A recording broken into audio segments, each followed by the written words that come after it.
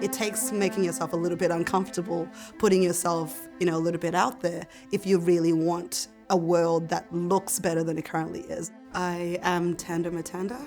I'm a venture capitalist and I am the CEO and co-founder of Musa, which is an AI-driven platform to help drive equity in investments by empowering female and minority entrepreneurs. So my journey into investments was really through lived experience. I was an entrepreneur. I struggled to understand and navigate the capital raising process, even though I had a business background, So I realized that the only way to solve the problem was to do it from the inside. There's about a 1 in 30,000 chance of being a black woman in venture capital. I did the maths on that was fun. So really being able to bring my unique perspective to the way that I build companies and then make that the way that I also deploy capital, because when I'm looking at a problem, when I'm looking at an opportunity, you have to do that with the lens of your lived experiences. So that's why I went to the other side of the table in terms of going into investments. So Musa is an AI-driven venture assessment platform. We're looking to drive equity in investments by empowering diverse and minority founders and really trying to remove the bottlenecks that exist in the investment screening process. Now, our mission is to fund 10,000 or help fund 10,000 diverse founders, which is, when you put it in context, only about 5% of all investment dollars go to female and minority founders globally. So if we're able to do that, you'd be seeing that number go from about 5% to maybe about 7%, but you're talking about billions of dollars actually flowing to diverse founders globally. Morgan Stanley estimates that about $4 trillion is the missed opportunity in the US alone, caused by the underinvestment in women and minority founders. So when we're thinking about it from that investment perspective, I would say we actually have a fiduciary responsibility as investors to give the money and the resources that we're allocating to the best ventures and the ones that are going to drive the best return, because that's an investor's job. And the data that's come out and the research that's come out over the last decade is that female founders produce better returns, higher returns on average, about 30% higher returns on a lower capital investment. So they do more with less. So when you're like, what do you pick? You should be picking what is the best business.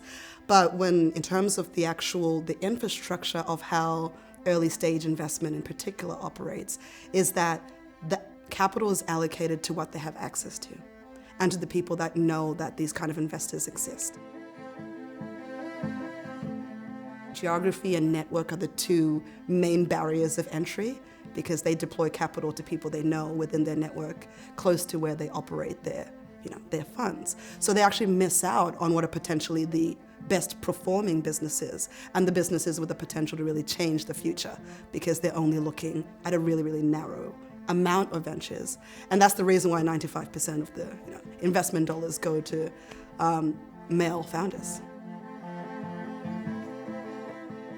The confidence to jump into that space, a space where it's just shrouded in mystery, to be quite honest, it came from a place of a little bit of anger mixed with, if I'm not courageous enough to go into these spaces and walk into conferences where no one looks like me and use my privilege and my access to do that, then there's no way that founders like me will ever get the access to the capital that they need, access to the resources that they need. So it takes making yourself a little bit uncomfortable, putting yourself a little bit out there if you really want a world that looks better than it currently is. And I want that for the girls that are coming through. I want that for my nieces and nephews and my cousins and everything like that. So you have to be a bit uncomfortable. One of the notable things that I recall about the Toorak experience is that feeling of solidarity, of focusing on your similarities rather than your differences and finding that common strength.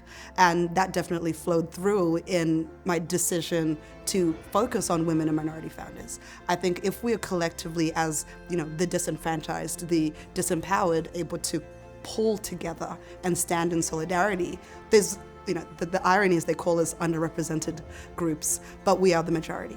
but together we're the majority, right? Together, when we are able to stand in solidarity, and we're finding that, in the case of women, it is that sisterhood of being able to sit in a room and be like, we're actually all solving for the same problem. So I don't believe in competition. I don't have competitors. Everyone else, and I'm like, I have potentials to collaborate with. And when I go into a room with anyone, even if they have a similar offering to mine, I'm like, let's see how we can collaborate, because we're building an ecosystem. The problem we're solving is a $1 trillion problem. It is a human rights issue, according to the UN most recent decision to make it the theme for International Women's Day. And it's going to take absolutely everyone. And I think that spirit of community, that spirit of solidarity certainly existed at Turac. Being able to leave something truly impactful, on and to the world. And that can come in a lot of different forms. I have have had for a very long time a lot of clarity around what I'm supposed to do with my life. And it is about being able to give a voice to people who do not have the opportunities that they're supposed to have.